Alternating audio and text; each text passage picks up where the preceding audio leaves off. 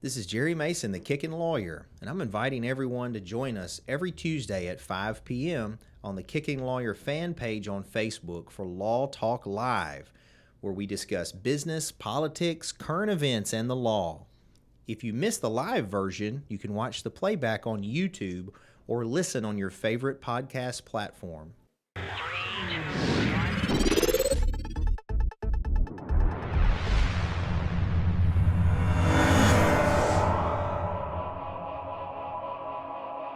All right, Jerry Mason, the Kickin Lawyer here for another Law Talk. Thank you guys for joining us. As always, please like, follow, subscribe to the content. We're on all social media platforms, TikTok while it exists, YouTube, Spotify, all that kind of stuff, as well as wherever you get your podcasts. And then if you haven't, please make sure you follow Michelle Allen. She's our longtime sponsor, go-to in the area for buying, selling, renting, leasing real estate. She'd be glad to help you out. She's also a good local community leader. And if you want to learn to kick and punch like the Kickin Lawyer, just visit masonsmartialarts.com. We have specials going on all the time. We've been open 35 years now, so that's exciting. But we'd love to see you guys and get some training in. Jam Books and Records is our book and record store on the square. We've got graded comic books, new books, records, and signed memorabilia. So you can check us out right across from Buff City Soap on the square in Covington. And the new business we just started, it's holistic healthcare and hormones. My wife, who's a nurse practitioner, is doing that. You can holler at us to help optimize your health and hormones and prevent sickness and whatnot. And then if you want some, Perry's talking. If you want some social media marketing stuff, just visit masonitemarketing.com. What you barking at? Who you barking at? You barking at our guests? We may have to put Perry out. So joining me today, besides Perry Mason, hey, what's up? Is Mr. Clay Fowlkes. How you doing, Clay? I'm doing well. Do you have a dog or something? I do. I wonder if it smells your dog. Siberian Huskies. Yeah. Hey, you don't ever do that. I thought he was supposed to be trained. He is trained. He just never bark at people. Come here. What's your deal? Come here. Mr. Clay's nice. He likes aliens and stuff. Yeah. So Clay is an astrophotographer, right? Yes. And I'll put him out if he keeps getting loud with us. And sort of an amateur astronomer. And so we're going to talk today about some of the stuff he's done. I think he sent us some pictures. So what got you into that? Well, I've been interested in science and stuff like that since I was young. You know, I was really fascinated with like taking the classes in high school, earth science and stuff like that. Hold on a second. I'm gonna put Perry out. All right. Sorry, we had to get rid of our co-host. So anyway, you were saying what got you into that? Ever since I've been a kid, I've really been interested in space. And it really kind of started off when I was younger. I took a class in high school. It was earth science. Mm-hmm. You know, kind of like everybody goes through that. And I was really fascinated with it. Then I've always been really fascinated with space. But it really didn't happen until around like 2009. And when I got my first telescope, I went to a garage sale, and the guy only wanted like $50 for it. And at the time, I was in Mississippi, and I took it towards the river, and I spotted Jupiter. And it was so hard. It was really hard to see, and you could barely make out the bands of Jupiter. Mm. And I was like, I could get something bigger and better. Mm. And that's how it kind of did. When you were growing up, did you have telescopes or? Yeah. My dad, our dad, so Josh is my brother. Mm-hmm. You probably know. Did you work with Justin, by the way? Yeah, I did. Do you still work at Rose? Yeah. So that means that he was there when all that went down. Oh, yeah. We won't talk about that. Justin's interesting brother. Yeah. But anyway, growing up, my father was big into science. Mm-hmm. So like he was into astronomy and stuff. And he was born in 1950. And so growing up in the 50s and 60s, he's big into sci-fi and science. And his siblings, my uncles and aunt, would tell me how as a kid he would pretend he was in a spaceship and have them pretend. He's big into it. Anyway, so from an early age, I had a telescope and chemistry sets and microscopes and all that kind of stuff. He eventually bought maybe I bought it. Alex, my oldest son, I bought him a real fancy telescope, a more expensive one, but I could never figure out how to make it work. I don't know if I was missing a lens or something. We never could get the bigger one to work. But yeah, to answer your question, but we more look at the moon. Like that was pretty much the extent of it. And then if you looked at a planet, it was like just a dot, Yeah. And then we never had any of the, I'm sure you've probably got fancier ones where they track it and all that kind of stuff. Yeah. Never saw that. Never saw galaxies or anything. So yeah. But you didn't have one as a kid? I didn't. No, I didn't. Around like 2009, I went to the just seen it at a garage sale, and I was like, you know what? And I think now's the time to go ahead and see what I can see. Mm-hmm. Man, I remember taking it out there towards the river and just scanning the night sky, just looking at stuff and seeing Jupiter, and I was like, I gotta get something better. Did you see recently? Because I kind of keep up with some of that. I've given up, I guess, on it as a pursuit, definitely professionally, because like I told you, I just didn't have the math. As a kid, I wanted to be an astrophysicist, and then as I got into high school and stuff, I realized I don't have an aptitude for math. So I like the science of it, like I was big into all that, but some of that detailed physics stuff I just couldn't get. But anyway, I noticed last week an amateur astronomer, similar equipment probably you have, found that the moon has a moon. Did you see this? This is new. No. Literally like a week ago. And he's the one that found it. And then apparently NASA has confirmed it, that the moon has a moon. And you could see, he zoomed in and you could see it looks like asteroid size, but it actually looks kind of like the moon. And they think either it was an asteroid that hit and then got caught in the gravity of the moon, or maybe an asteroid hit it and knocked a piece off the moon. And we just, up to literally now, never knew that the moon had a moon. Right. So, interesting. It's like amateurs spotted like when comets hit Jupiter, and it was an amateur that spotted it and recorded it and sent it to NASA. I'm sorry. He opened the door. Madeline. I'm sorry. I thought that door was closed. And I don't know what his deal is. What he's barking at. It could be the ghost in here, Here, I'm gonna get him out and make sure we close the door. Come on, Perry. The dog pushed his way in there and started barking again. Can you keep hold of him?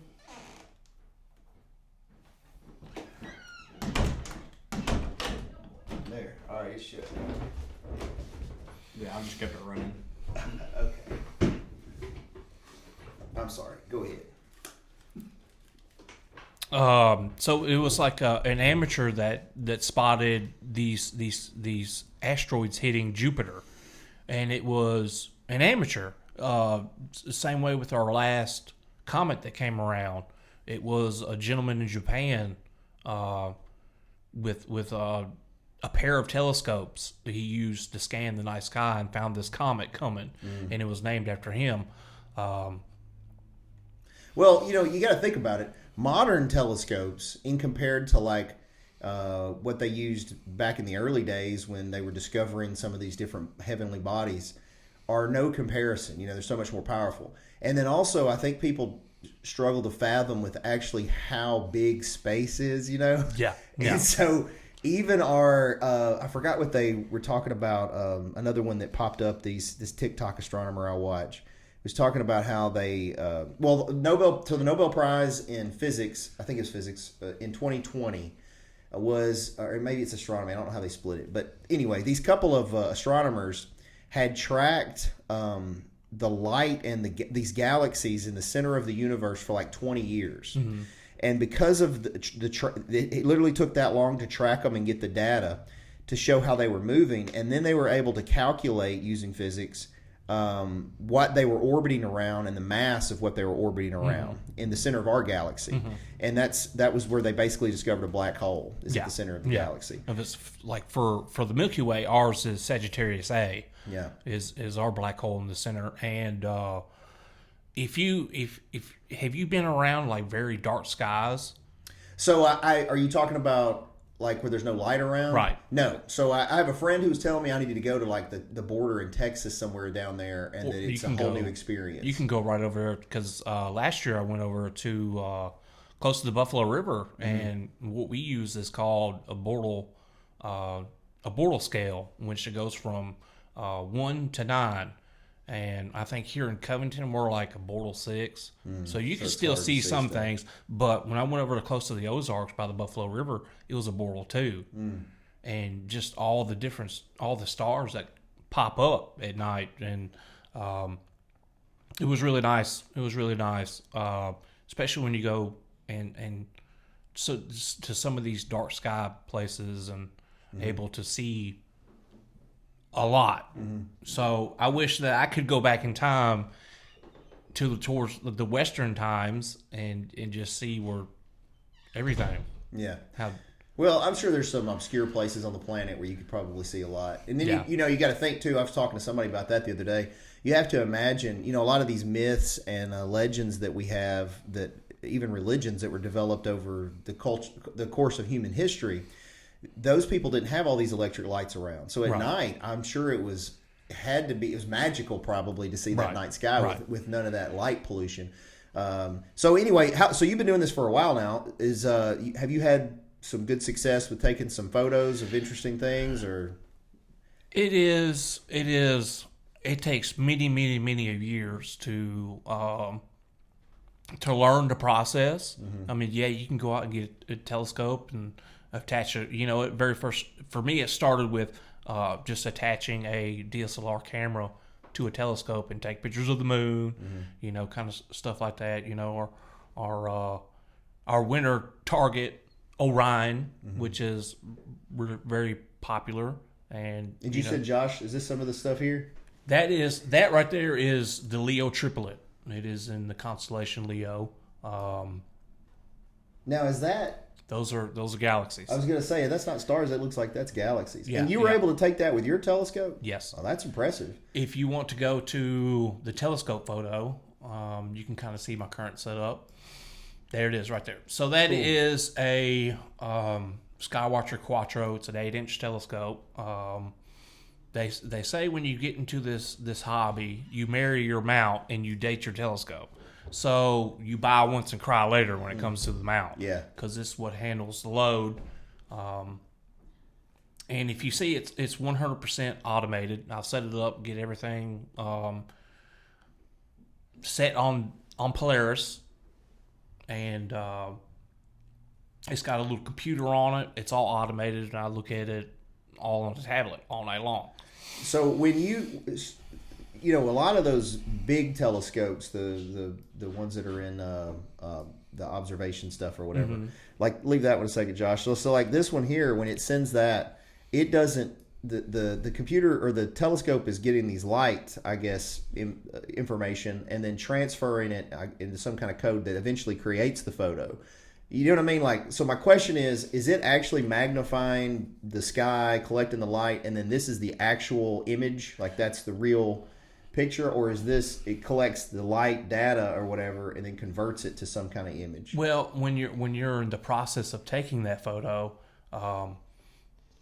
once you take your very first photo, it's dark, and you take multiple photos To get that exposure. Yes, and this is where this comes in. This is actually the camera that goes to that telescope, and this camera, it's an astronomical camera. It will cool down to negative 30 degrees, and so once you're collecting data, it creates heat.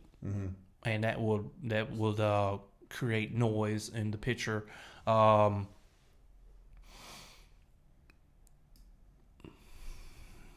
Well, so do they take better pictures in the winter since everything's colder anyway? Well, you just wouldn't have to cool it down as much. Well, I guess I don't understand the mechanics of why it has to cool down. What is the purpose of that on taking the photo? If you leave the sensor open to collect data, it also creates heat, and that's what will cause noise in the image. So if you cool it down, it's a lot cleaner. of it. So with this one right here, I'm able to leave the shutter open for like 5 minutes at a time. So when you just say that for right there, Andromeda Galaxy, it's our closest neighbor. Man, and you took that one? Yeah. Man, that's really good. Um, Are you selling any of these? no. No. It's in Why Andromeda not? Galaxy. That's our closest neighbor, and in about 50 million years is going to collide with the Milky Way. Yeah, I don't really care about when it collides with us because I'm not going to be here. Yeah. In 50 million years. I'm just kidding. Although we can kind of talk about that, not to transit because I want to get through some of your photos too. But let me circle back though because I thought I had a good question. Why you're not selling them? Because those are good, man. Like I don't have anything that can take those. Did you do that one over there? Yes. That's a gift for the podcast room. Oh, awesome. That is. Pass it over here so we put it on the thing. So what is this? This is the Rosette Nebula. Nice. This one is my favorite so far. That is my first print. I'm really proud of that one. Yeah, that's very impressive, man. I did that over the winter because it is a winter target, and I think like we were talking about with when you're collecting the data, you leave the shutter open and it's just continuously collecting light. That one right there, I did about 5.5 hours. So it took about 5.5 hours. And then where is this? What did you say this one was? Rosette Nebula. The Rosette Nebula. It's close to Orion. Okay. And yeah, that's very. I'm very impressed with the quality of the photos that you've taken. yeah. So as far as that piece, the Rosette Nebula, I'm a part of a society, Memphis Astronomical Society, and I think they've been around for 50-something years. I've been in there for 3 years, and we'll go around, we'll set our telescopes up and let the public come out and watch what we're doing, and we'll show them pictures of what we're doing. That piece right there was actually picked to go into an art museum in Memphis. Nice. I can see it. It's very impressive. I'm just shocked that you were able to do that with amateur, I guess, arguably amateur equipment. I'm sure it's not cheap, whatever it is, but Yeah. I mean, that's what you would see in a book, or Yeah. and it's very high quality. And it's amateur. Yeah, it's but you're amateurs all around. It's all amateurs all around the world. Again, I ask again though, you're not trying to sell them? No. Okay, I would. I think they're very good, and then I got like people like me that appreciate that. I'd buy that. It looks like literally a poster I'd buy. When I was a kid, again, circling back to when I was big into science and stuff, we would have the book fair. You're younger than me, so I don't know if y'all had did you have a book fair? Yeah. In school? Okay. So the book fair would always I'd get some science books there. I'd get a karate book if they had a karate book, and then I'd get I like posters, and I'd have stuff like this hanging up in my room. Yeah. Like I was big on all that back then, but a lot of times back then I think it was all artist renderings, not actual photos. Yeah. And if it was, it would have come from one of those the giant telescopes. So that's impressive. So speaking of it, if somebody was interested in getting into this hobby, what is like an entry level cost? So maybe not to level you're at, but what's a good entry level cost? Maybe where they could get pictures of stuff in our solar system.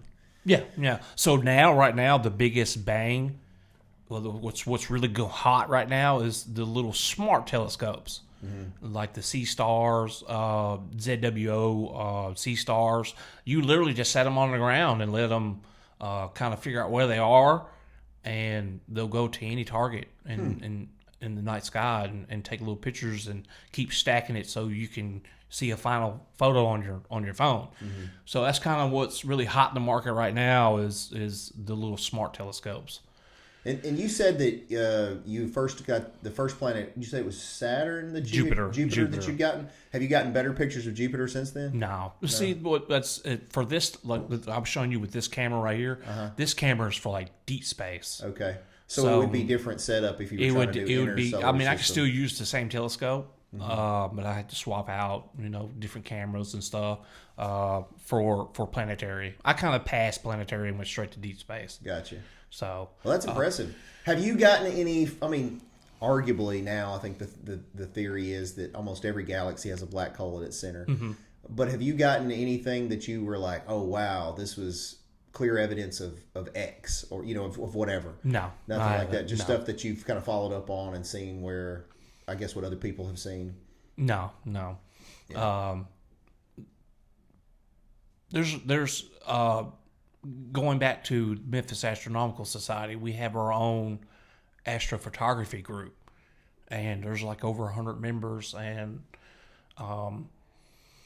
The person that's over the telescope group, he actually went out and bought out of his own pocket some land for us to use over in Somerville. So it's kind of dark, and it's a Bortle 3 sky, Bortle 3, Bortle 4. So we'll go out there, and there's a lot of times we're all out there late, early into the mornings, and there's nothing. We'll go out there and we'll set up our telescopes and we'll take photos. I haven't found anything strange out there in the night sky. Well, I didn't necessarily mean aliens. We'll Yeah. talk about that too. But I just meant like anything where you were like, oh, okay, this is the way the objects are moving is clear evidence of a black hole, or No, you'll need like some really high end scientific grade stuff like plane wave telescopes. Some of these telescope manufacturers that are observatory grade are multi-million-dollar telescopes. I saw they're building a new one, an observatory. I forget where it was, but they were saying that it was going to be able to see like, I don't know, to the center of the universe or something crazy, which I wouldn't have known. I was all excited when Hubble was launched because it was in space, which avoided the interference of the atmosphere and light pollution and everything. And I was like, it's got to see, Hubble is still one of my favorites, but Yeah. now you got the James Webb Space Telescope, and we got 2 more telescopes that's going up. I think the Nancy Roman Space Telescope is supposed to be going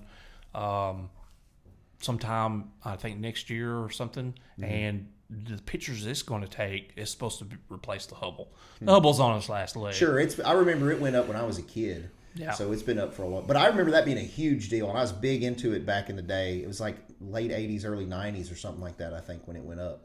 And I remember that being a big deal. So even though you seem to be very professional about what you do, I am going to ask you some of my podcast questions. And it's because I'm very interested in it. And I know it's become a little more mainstream to talk about aliens and things like that.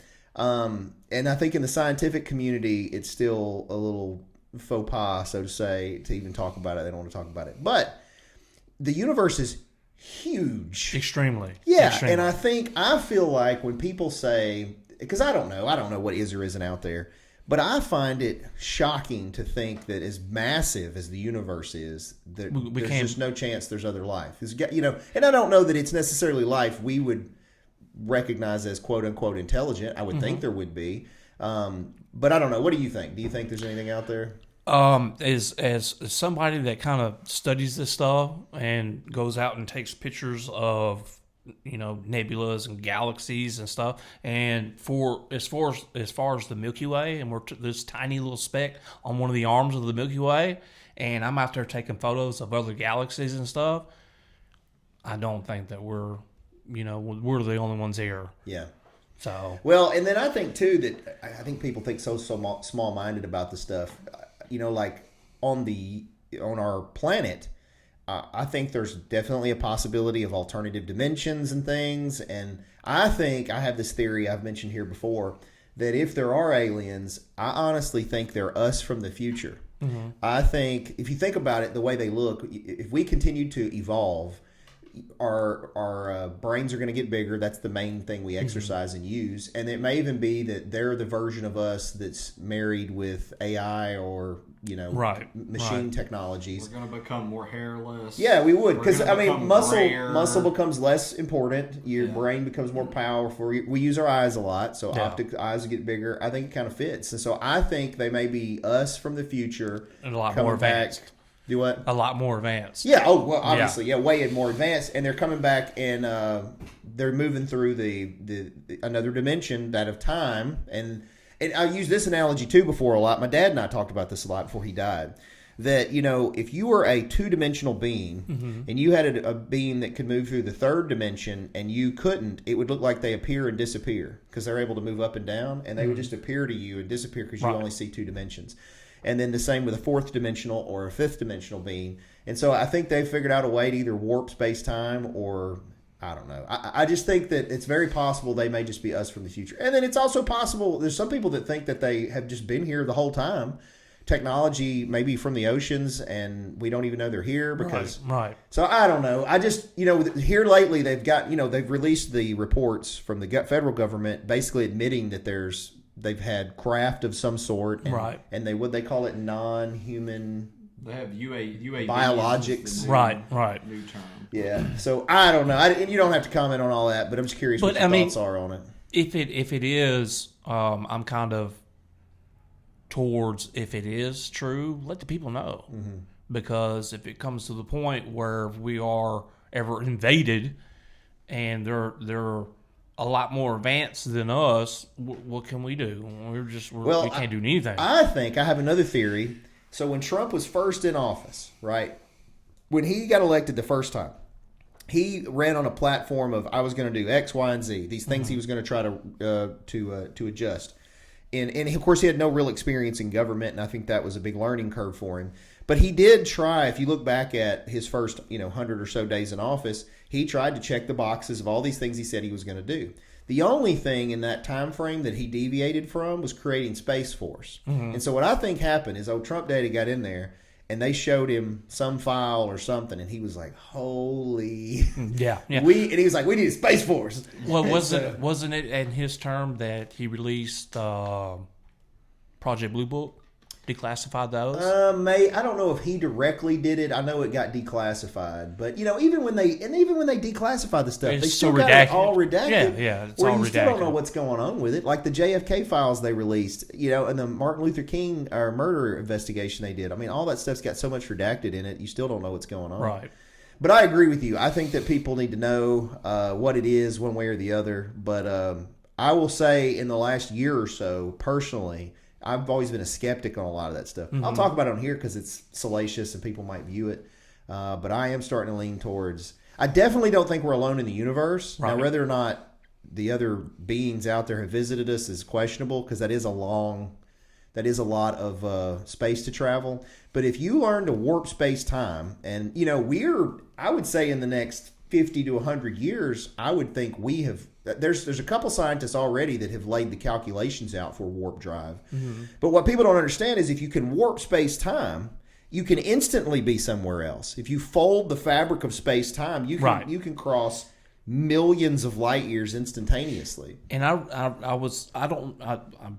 100% sure, but I think it was Neil deGrasse Tyson talking about our civilization type, mm-hmm. that we are 0 and become a type 1, you could travel to other planets. Mm-hmm. And I think to become type 2, you can go to other galaxies. Yeah. And we're still on 0. Yeah, and it also is he was talking about that in the civilization types based on your power, your ability to harness the sun. Right. And that the next step is if you are able to harness the power of a sun, instead of just using the power to live, harness that power to go to the next level. Did y'all see where there was some astronomers or something saw where there was some distant star, some distant sun that looked like it had a large ring structure around it that looked like it was like they were doing that, like they were harnessing the energy of that star or something, and mm-hmm. a lot of people were like, "That's kind of sketch looking." Yeah.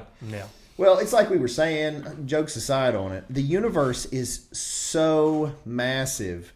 And there's so many galaxies, and all those galaxies have so many stars in them that all potentially have planets. You can look at Hubble's deep field mm-hmm. photo, and just one photo, it had over 10,000 galaxies in it. And that was like a small portion of space. Yeah. Right. Well, so the thing that also, when James Webb Space Telescope went up, I just had a feeling.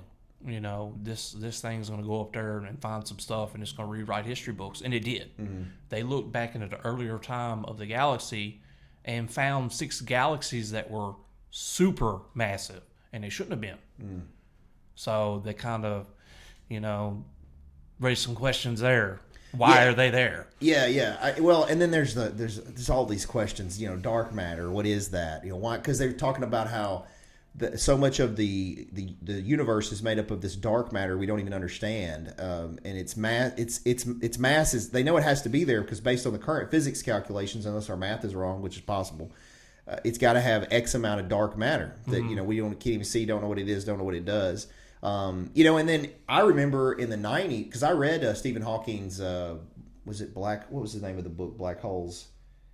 The history of the universe, or the Big Bang, history of the Big Bang. What is it? What is the Stephen Hawking's book? I can't believe I can't remember it. It's something about black holes. Stephen Hawking's big book. It's gonna kill me. Black holes, the right. No, that's not it. Maybe it was the history of the. That's it. Brief History of Time. Yeah, I can't believe I couldn't remember that. I read that book like twice, and there's tons of stuff in it I didn't get as a kid, but because I thought I was going to be a physicist, I just loved it. Yeah. But back then, black holes were theoretical. Right. You know, and then now here we are, fast forward 30, 40 years, and it's just accepted science that there are black holes all over the place. Later on, the very last thing that's going to be is black holes. Because it's going to suck everything in. Yeah. So at the end of time, it's going to be nothing but dancing black holes. Well, there's some theories we're already in one. Yeah. And that we just don't know. That the entire observable universe is in a black hole. Yeah.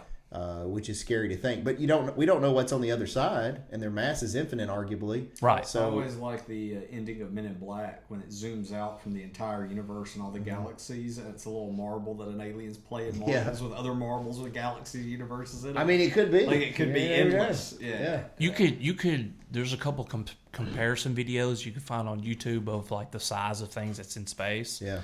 And it gets towards the very end, and it's a black hole called Ton 618, and it is like super massive. It's scary big.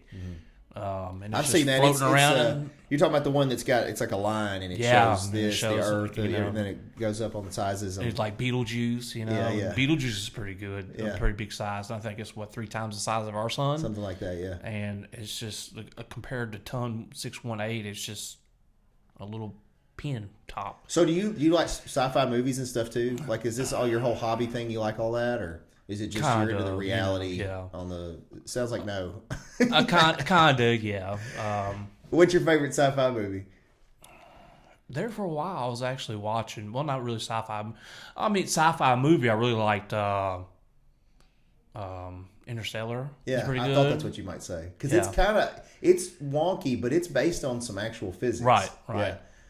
Which is interesting. I can't remember the one where they went into the cones came down and they were behind the glass with the Arrival. Arrival. Uh-huh. I did like Arrival too. Is that the Arrival one where it was pretty the good. music? It was the communication. No. They showed like these little The lights. No, it was kind of like black You're ink thinking looking of, stuff. You're thinking of Close Encounters, Jerry. Arrival, is the one where it was like black ink is how they communicate. Okay. And they would take pictures of it, and they had like an astrophysicist there. Is that the Jodie Foster one?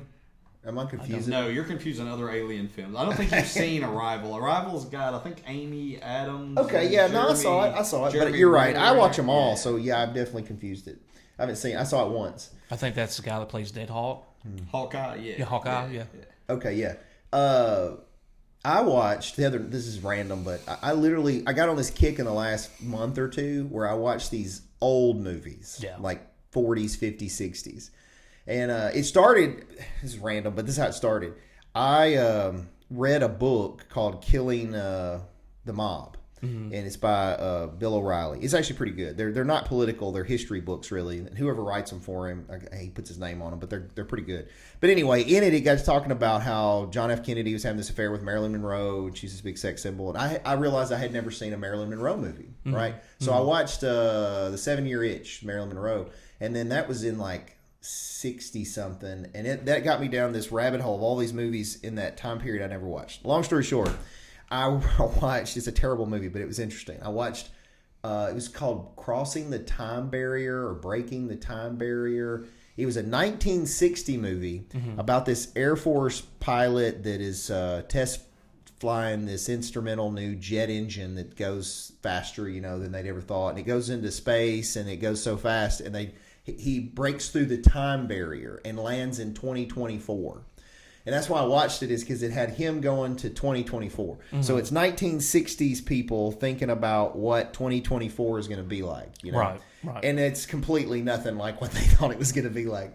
As far as I would have to say, my ultimate sci-fi favorite movie would be War of the Worlds when it had Tom Cruise. Yeah. Did you see the original one? Did you like that? Did you like the Tom Cruise one better than the original 50s, 60s? I think so. I think so. The sci-fi, the special effects, I think, were better in it. Yeah. These things are already here, and they just kind of kind of like the pods were already here, and like the lightning delivered them to the pods, and out the ground they came. Yeah. You know, yeah. And that's definitely a possibility. it is very possible. Yeah. I mean, that one was okay. I like Tom Cruise okay. I just struggle when they redo old movies. I watched the original Time Machine movie as a kid in school and was scared when the pod thing started walking. I remember as a kid that one scared me for some reason. And then even I remember when in that movie they only showed the alien itself briefly. It was like in a window or something. Yeah. You saw it briefly, and this as a kid I remember being scared by it. And then I didn't like when they redid The Day the Earth Stood Still. They redid that one too, and I didn't like it had Keanu Reeves in it, and I didn't like the new version as much as the old version. Yeah. So, but I like that one too. Yeah. It was good. What's your favorite sci-fi, Josh, besides Predator? Predator, of course, is the best sci-fi movie ever. I like the Aliens films. Yeah, probably Aliens or like Terminator 2 or something like that. Yeah, that stuff's all cool. I mean, I know, again, people are actually into science, probably have some issues with sci-fi, but a lot of that sci-fi stuff leads young people to pursuing science, because they want it to be real. Like Gene Roddenberry created Star Trek for social purposes. He was trying to get a show on that had, I forget whether it was interracial aspects or what the deal was that he was trying to get, and they wouldn't approve it, so he put it in space, and all of a sudden he was able to do all these different social issues. But Star Trek and Star Wars both have, I know, created a lot of current scientists because they got to watch those. They were motivated by these sci-fi movies they had. So interesting.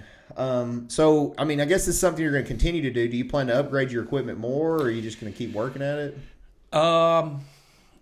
When it comes to like my current setup that I showed you the picture of, like I said, you marry your mount and you date your telescope. So I have a variety of different telescopes, and some that go a little further out, and a couple other ones is a little bit. If you look at one of the photos, look for Lagoon wide field, and I used like a little smaller setup to take this photo. Is it one of the cloud shots? It should be called Lagoon Widefield. I don't have them in here under the names. I just put them in as clouds or space. So I apologize. I've got here. You tell me when we find it. Well, since this photo's up, I kind of recently just got into storm chasing and doing photography, so I took that. I bet you had a lot of opportunities the last few weeks. Yeah. That one right there, I was out at Clarksville, Mississippi, when that storm come through. Anything really like photography, I really enjoy. Those are all really good pictures, man. Like, you're a good photographer. I mean, just in general, not just because it's the subject matter. Because I mean, those are obviously closer up than that. But those are good. I mean, I think you got a good eye to catch stuff. There's Leo triplet there, but I got one that's a really wide field. See, that one right there where it was on earlier, that is the Iris Nebula. Where's that? That is NGC 7128. Where it is exactly, it is a winter target. So it's more like wintertime type of stuff for it, and it'll stay out for a little while. You said it's Leo triplet? No, it's the wide field. Lagoon wide field. That Lagoon's going to be my next target. I'm going to invest a lot of time into, and I'm going to get it printed like that. It's one of my favorite targets. I don't know if I got that one.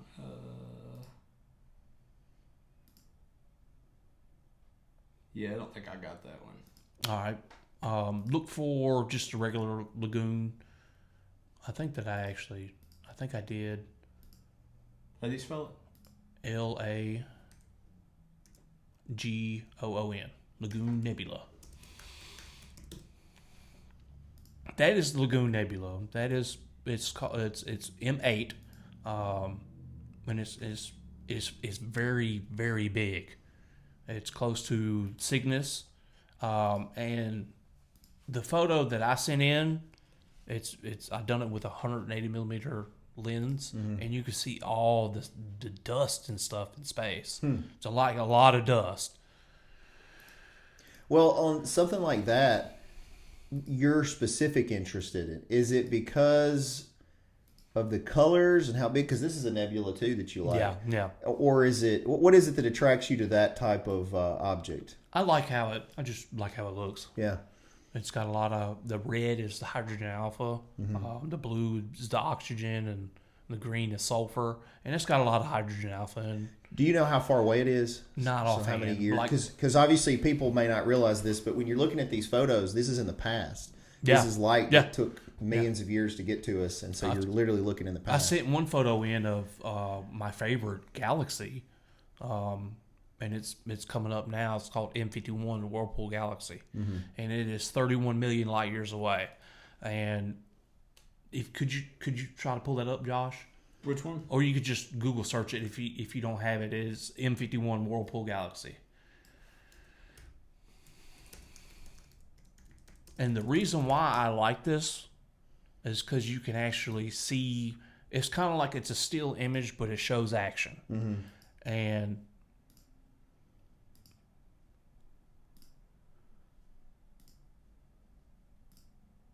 sorry, if they're the ones offline, it takes a second to bring them in. There we go. And the reason why that's the Hubble's picture of it.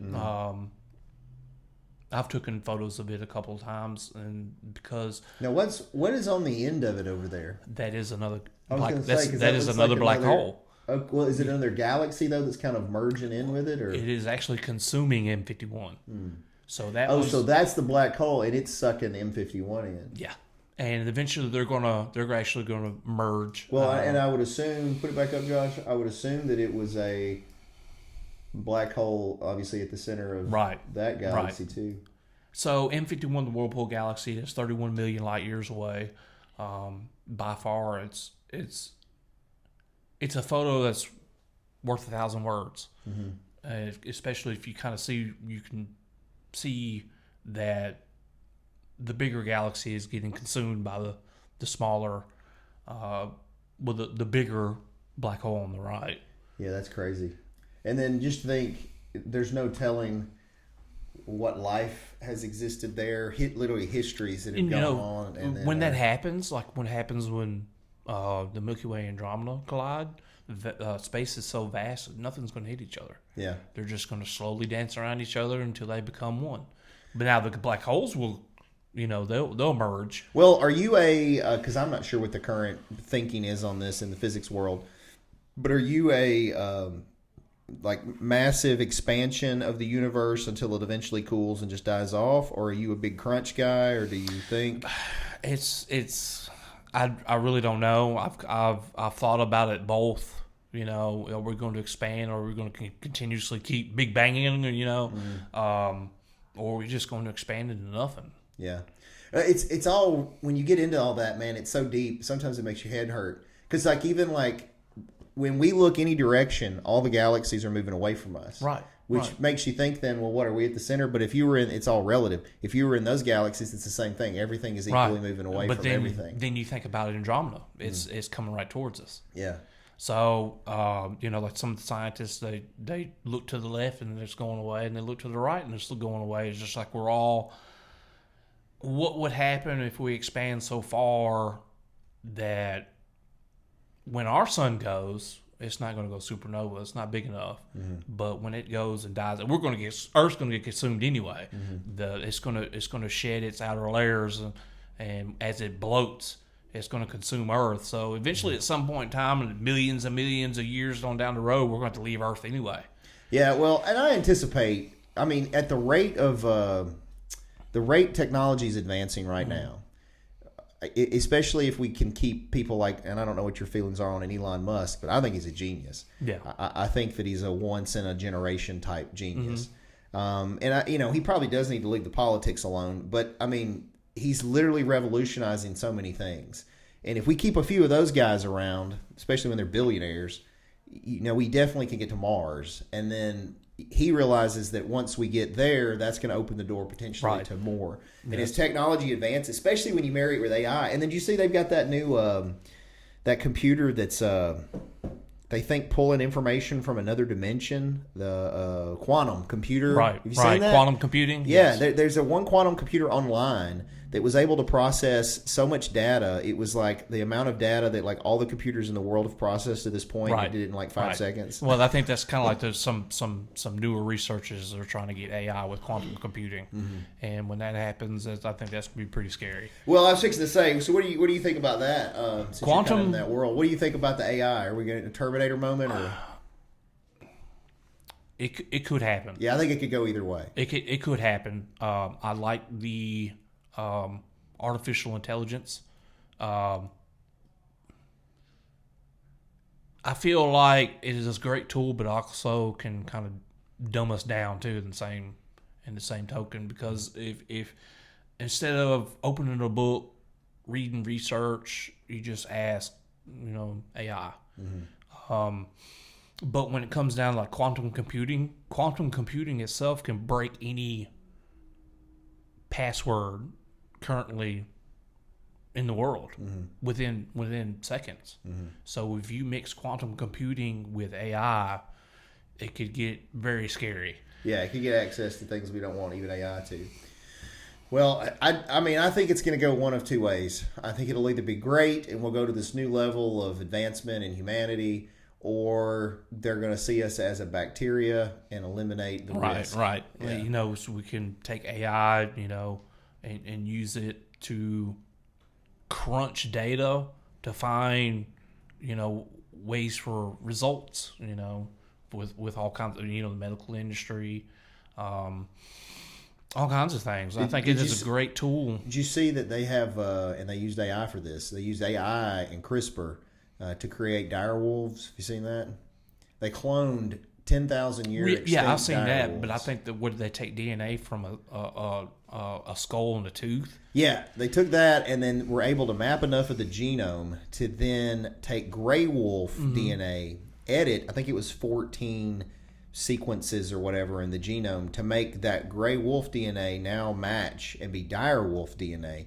So there's all these questions that develop because some people are like, oh, it's not a dire wolf, it's a gray wolf that's been edited. But that's if you took the DNA of these dire wolves and compared them to the DNA of a 10,000-year-old dire wolf, it's the same. So they're a dire wolf, right? Yeah. But then, like, should we do that against like Jurassic Park, legit, real Jurassic Park? Right. And I think this company has more. I watched the whole podcast that the dude did with Joe Rogan, I've from seen Colossal, Yeah. and he let a few things slip in there. I think they already have woolly mammoths and a few other things, and they're just not telling anybody because Right, they've had right. these dire wolves for 5 months and are just now telling people. Well, it's like, like when he was talking about with Joe Rogan, he's like, he's got princes, calling him. It's like, I would like to have one, but he says he's got to keep the location so secret. Yeah, well, they said when they made those woolly mice, people were showing up, Yeah. right, trying to get out. Everybody wants a woolly mouse now. Did you see all that, Josh? Yeah, no, I've been keeping up with it. Yeah. So that's crazy, though. But he was talking about how right now they don't really have the technology where the longer back they go, the more the DNA doesn't exist or is corrupted. Plus, they have to have a current animal that exists. Yeah, that that's they can close implant it enough in. to edit the DNA of. But I Right, mean, right. the dinosaurs would be birds, I think. I mean, they Yeah, all it would agree be now that birds. that's the evolution of the dinosaurs. They said that an Indian elephant is like 99% the same DNA as a woolly mammoth, so all they have to go in is just edit a few things. And Yeah, they're they'll be- roughly the same size. And then he said they're already growing the hair. Yeah, the hair they can grow and laugh. They've been talking about how people were wanting hair transplants to grow Right. their woolly mammoth hair. Right. Yeah, so that'd be cool. That's also kind of like the saber-tooth tiger, Yeah. a lot of research into that too. Yeah, that's what we need. Yeah, we need some Yeah. tigers running around. Hey, I mean, it's all coming that way one way or the Right, other. Like, we're right. on a train that's not going to stop. They're one way or the other. And the thing is, like, you hope it's people that have some level of morals and ethics that have the technology and not like, in Russia where they hate us and they're going to clone saber-toothed tigers to crave like of human flesh Right, and use them in right. battle or something, Right. Because it's that's all things they can do with gene editing. And then I think too, humans, you can, if they can do that with animals that are extinct, imagine what they can do with a human. Right. Well, I think our future wars and stuff won't be fought with men. Oh no, I agree. It'll be more, we hope it'll be more drone oriented Yeah. and whatnot, unless it's the the AI controlling the machines, and then Right. it's literally Terminator. Yeah. So I think we'll that see. that is a possibility that you could see is AI controlling, very strategic points in battle. So you're so into this stuff. If you could be on the first ship to Mars, that's probably going to be within your lifetime. Would you get on it? Probably not, because I was very, very interested, but I still got so much stuff I want to do. Yeah. With photography. Well, Mars wouldn't have any light pollution. If I could take my telescope, let's go. I want to be the first one to brag about I took my telescope to Mars. And take pictures of Earth and stuff from Mars. Yeah, That'd be cool. There's still so much, with the night sky. There's so much out there, photographing, for an example, with that photo, we got guys that are amateurs discovering new stuff that NASA don't know about, and it gets submitted, then it goes into their record, and they're doing it with ground-based telescopes, just amateurs, like that Andromeda photo I sent you a picture of. That we just showed here a little bit ago. There's actually a red arc over the top of it, but it took over 1,000 hours of telescope time to actually discover it. So there's a lot of stuff in the dark in the deep space that hasn't been discovered yet. Yeah, and like we said, it's so massive. We just have no concept of how much Right. there is out there, and then how little of it has been mapped in the night sky. So. Yeah, man, I enjoy all that kind of stuff. Right. I veered from it because I realized I didn't have the math, and I'm very monetarily motivated, and realized I wasn't going to be able to, really make money in it. So on the side, I still read a lot of the books and stuff on astronomy and things, and I keep up, especially my TikTok feed. It's got like people getting kicked in the balls, and then it's got like astronomy stuff literally all mixed in there together. And my telescope setup that I run, that we seen a picture of, is 100% remote. I don't have to have any. I use a battery, a lithium battery, to plug it in. It will run for like a week straight. So I can actually take this rig and go into remote places. Set it up and arguably Arkansas, leave it. Yeah, Arkansas's got a dark sky festival. I went out there for the first time last year, and it's very dark over the coast of the Buffalo River. There's a lot more places I want to go. I want to go out. I'm gonna go out west. I got a friend that lives in Arizona. I'd like to go out towards his way and set my telescope up and take pictures. Yeah. So that's cool. Well, man, I appreciate you sharing your journey with us. I think it's very interesting, and I think you're very talented. Yeah. I think you're maybe underestimating your talent. I'd definitely be selling stuff. Yeah. But and I appreciate the poster too. We'll definitely hang that up in here and remember it. We'll have to have you back on sometime also. See what you got going. If somebody wanted to join this society you were talking about in Memphis, or follow up with you, where can they find you at? Just mainly right now is on my Facebook, because one social media is enough. Yeah. So mainly I do a lot of I post a lot of my work on Facebook. Clay Fowlkes. On Facebook, I have an Instagram, but one social media is enough. Mm-hmm. Yeah, that's one thing I was going to sidebar earlier when you were talking about how we were talking about AI and the computers, and how the AI is making things too easy for people.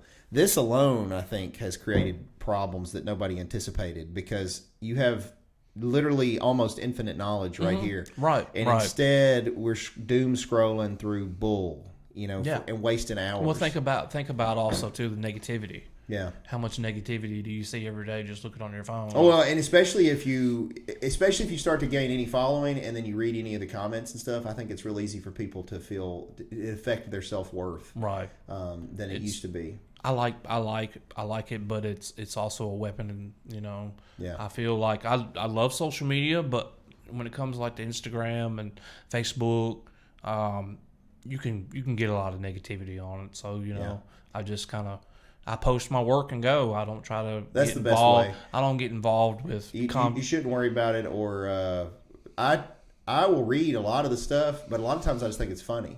Yeah. I always find it interesting when people are talking smack. I think it's great. I enjoy it, and it helps the algorithm either way. Right. So right. if they are negative on it, it helps people find you. So cool. Well, but the society thing, where can they go to find out more about that? Memphis Astronomical Society. You can find them on Facebook, and they have a website. Okay. You can go on the website, and you can look at the events that we're doing. We're actually doing an event tomorrow night in Pinson. I think it's like a state park. I've never been there before, and we're gonna go set up and have the public come out and look to see what we're doing. Nice, cool. Well, like I said, I appreciate you sharing your passion and your talent, and I'm very impressed with it. The pictures are really good. I mean, they look professional, man. You did a good job. So appreciate you. All right. So you guys make sure you check them out, and of course check our stuff out too. We're talking about how terrible social media is, but we have all of them. You can go to Instagram, Facebook, TikTok, podcast, Spotify, YouTube podcasts, all that, and check us out. And please do. We struggle with followings for some reason on YouTube. I don't know why it's such a struggle, but check us out. And then Michelle Allen, if you're going to buy, sell, rent, lease real estate, or you kind of want to know what's going on in the area, she's your go-to. Real nice lady too. So check out Michelle Allen with Cry Like Realtors. And then if you want to kick and punch people in the face, we've been doing it for 35 years at Mason's Martial Arts. We have 2 locations, one in Covington and one in Millington. We take adults and children. We're glad to get you started on your own black belt journey. And then if you're looking to buy books, records, signed memorabilia, or comic books, you can visit us on the Covington Square across from Buff City Soap. We have a lot of new books too. That's the main focus. Any new book you'd see anywhere else, we have. And if you want to maximize your health and performance, visit Holistic Health Hormones, I think is the website. But we'll get that all up there soon. But that's a new clinic that we've opened. My wife, who's a nurse practitioner, is running. And if you want help with your online marketing, commercials, video editing, all that kind of stuff, just visit masonitemarketing.com. And until next time, I hope you guys have a good rest of your week. Keep kicking.